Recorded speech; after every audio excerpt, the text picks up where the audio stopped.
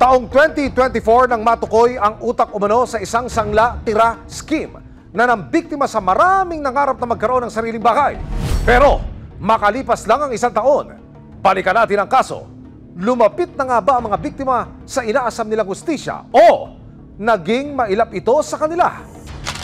Apartment unit na maganda ang location na may bonus pang pwesto para sa isang sari-sari store. Hindi for rent, hindi for sale, kundi for sangla raw. Kaya naman si Alex agad na naengganyo sa offer, lalo na nang marinig ang magic words na money back guarantee.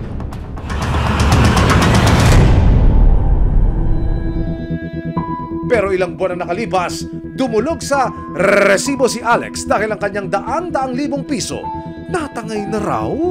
Gusto po sana namin bumukod ng partner ko para makapagsimula nga din po. Tapos yung unit po kasi na yon, nasaktuhan po na may abang po siya ng tindahan. So, plano rin po sana namin mag-business. Ayon sa offer, 2 taon daw nakasanla kay Alex ang unit at wala na raw siyang babayarang buwanang upa. Kaya naman malaking tipid ito para sa kanilang mag-partner, lalo na kung susumakin ang 350,000 sa loob ng 2 taon. Katumbas lang ng halos 15,000 pesos kada buwan. So malaking savings din po yun. Nag-post po kami, then may nag-refer sa amin na agent. Pinakilala sa amin is si Rene Boy Custodio. Caretaker daw po siya. At para maimay na, agad na binisita ni na Alex ang unit na ino-offer sa kanila. May aakyat dyan! Nasis kami, pinakita sa amin yung unit. So, up and down, tapos naka-tiles pa siya, pinturado, maganda, wala ka na ipapagawa. At kinabukasan lang, nagkaroon na raw agad ng kasunduan sa pagitan ni na Alex at Marites. Ano po ito? Tax declaration po. Ito po yung binibigay niya sa mga inaalok niya or mga nagbabayad dun sa scam Sanla-Tira. Second page, kasunduan din po na pinanotary. So ito po yung proof na nagbayad kami and nag-agree kami doon sa terms na binigay niya, which is 2 years. Matapos magpirmahan ng kontrata, naisip ni Alex na i-search online ang pangalan ni Marites. Pero hindi niya inaasahan ang kanyang natuklasan, mga reklamo, babala at panlilinlang mula sa mga dati nitong biktima. May mga nagpo-post po sa kanya na wanted, large-scale estafa daw. Nakasaad dito na maraming na-scam na itong taong to. Ipinakita ni Alex sa resibo ang apartment complex na inalok ni Marites at minsan nilang inasam na maging bagong tirahan. Ito po yung inaalok sa amin. So, pwede po kami magtindahan. Ito po ang itsura ng isang tipikal na paupahan dito sa Pilipinas.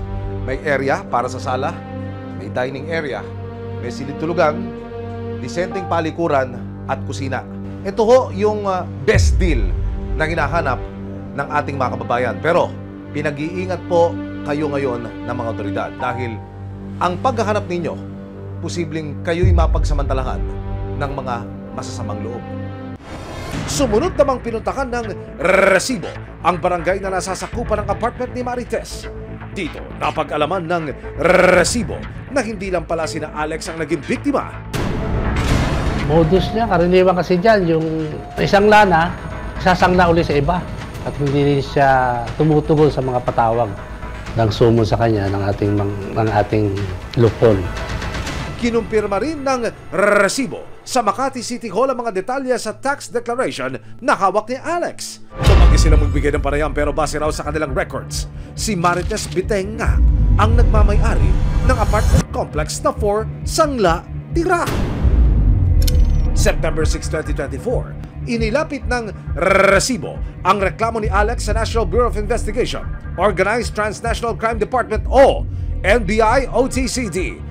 Nagsulputan na rin ang 8 pang complainants na biktima rin daw di umano ng Sanla-Tira ni Marites Biteng.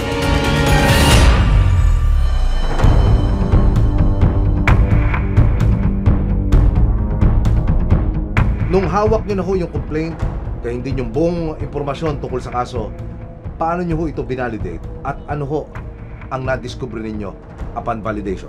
Nalaman nga natin dito sa validation na talagang ito talaga yung modus niya. Kunwari lang na legal yung transaction nyo, pero paulit-ulit yung gagawin to sa iba-ibang tao. Pagkatapos nyo hong makumpirma sa validation kung ano man yung kalokohan dito, attorney, ano na po ang sunod na naging hakbang ng NBI? Nag-set na tayo ng entrapment. Kasi mayroon na naman siyang isang ino-operan, 700,000, 2 years. So, doon na natin sinet yung entrapment. October 3, 2024, kasama ang resibo, nagsagawa ng entrapment operation ng NBI. Bali, ang mechanics lang, meron dalawang undercover na agent na sasama sa pusher natin. Kapag nakapagbayad na, doon na tayo magbibigay ng pre-arrange signal natin. Pagdating sa apartment complex, walang kamalay-malay si Marites na minamanmanan na pala siya ng otoridad at ng resibo. Nagkaroon muna ng house tour sa unit na inaalok nilang isang tira. Mismo ang inireklamong si Marites ang tumanggap ng marked money. Money po yan. Meron silang body-worn camera. Hudyat yun para tuluyan ang dakpin si Marites. Maraming reklamo na sa inyo eh. Alam niyo naman yun, kahit sa barangay eh. Dami reklamo sa inyo. Kasi harassment pag ginagawa nila. Hindi naman kami magsasagawa ng entrapment operation kung anong basis. At dito, hindi na nakapagpigil si Alex. Yung lalaki po. Gaganyanin nyo lang. Di pa kayo namimili, pati matanda. 75 years old, binibiktaman nyo. Matapos basakan ng kanyang karapatan, dinala na sa opisina ng NBI si Marites. Kasama ang dalawa pang di umano'y ahente at caretaker kuno nakasabwat sa mga transaksyon. Nakakarap sila sa kasong estafa. Nakapanayam din ng resibo si Marites pero itinanggi niya ang paratang na isa raw siyang scammer. Actually, may mga nagdemanda sa akin regarding that. Hindi lang itong nangyari ito. Meron na nagdemanda. And then, now, meron talaga ako mga recently na naging sanglatira. Hindi lang kasi natuloy kasi nung pag napabalitaan nila sa barangay yung nangyayari nung last na mga previous kong mga nangyari, nawawalan sila ng gana. Makalipas ang mahigit isang taon, nakalaya si Marites Biteng matapos i-dismiss ang kasong estafa na isinampa laban sa kanya. Sa dismissal order ng Prosecutor's Office na nakuha ng resibo mula sa NBI, mas kinilala ng Prosecutor's Office na civil liability ang hindi raw pagsunod ng akusado sa kasunduan. Kaya dismiss ang kasong kriminal laban kanila Biteng at dalawa pa niyang kasamahan. Pero nakalaya man si Marites. Hindi papayag ang iba pang mga biktima na hindi niya pagbayaran ang mga ginawa niya di umanong panloloko sa kanila. Nito lang nakaraang linggo, binalikan ng resibo ang barangay na nakasasakop sa apartment complex ni Marites. Ayon sa kapitan ng barangay, hindi pa rin daw tumitigil ang ilang mga biktima na nagreklamo laban kay Marites. Eto, yung mga nagreklamo na ating natanggap na hindi yata na-settle. Kasi yung iba ron, pagkasundo na ron sa halaga na pwedeng ibigay sa kanila. Pero yung iba, inilaban nila. May 1 million yata yung meron naman, parang 250,000. Pinuntakan din ng resibo ang apartment complex na paulit-ulit di umanong isinanglat tira noon ni Marites. Pero naibenta na raw ito at wala na rin ang mga dating nakatirang tenant. Sinasarahan na yung gate, nilalagyan na ng harang, mga board up, mga bakal, at nagpapasok na sila ngayon ng mga gamit ng nakabili. Mga bakal, siguro for demolition purposes na o yung pagbabago ng building. Nakahanap ng resibo ang ilan sa mga huling tenant na tumira sa apartment complex. Gaya ni Alex, biktima rin daw si Marilyn Bocade. Buong-buo namin ay binigay ang aming pera na 650,000. Hanggang ngayon 7 years na kami. Wala, hindi siya nakikipag-usap sa amin. Walang assurance kami. Laking gulat na lang din daw ni Marilyn na makalipas ang mahigit 5 taon na paninirahan sa unit. Isang araw, bigla na lang daw silang pinapag-alsabalutan at pinapalayas. Yung lalaki biglang pumasok doon sa gate, sinabi na, walang may magsasalita dito, walang merong makikialam dito. Hindi, sabi ko, teka lang, bakit? Maglabas ko ng gate, hindi na ako pinapasok. Sinabi niya na iba na ang may-ari dito. Hindi na ito si dati na may-ari. Emotional siguro ako doon dahil yung anak ko natutulog pa.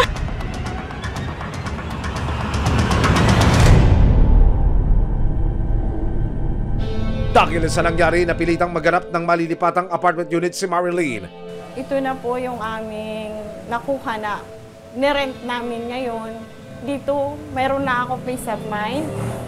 Meron na ako tubig, may ilaw na ako doon. Araw-araw masakit ang ulo ko, stress, anxiety, lahat nandun na nakuha ko.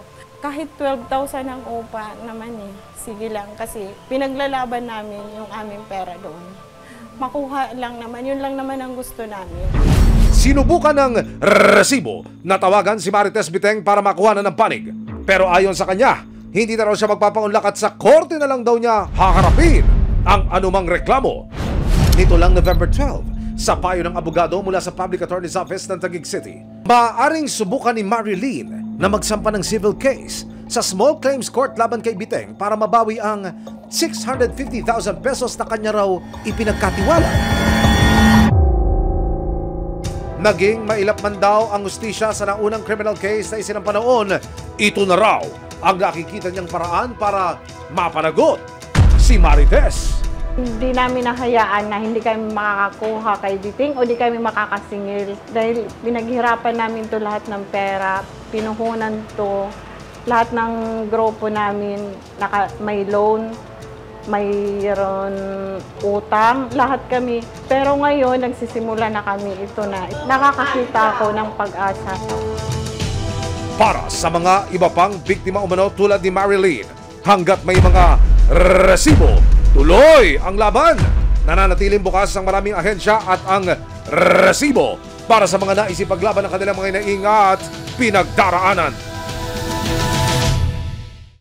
Maraming salamat sa panonood. Mga kapuso, para masundan ang mga reklamong nasolusyonan ng resibo, mag-subscribe lamang sa GMA Public Affairs YouTube channel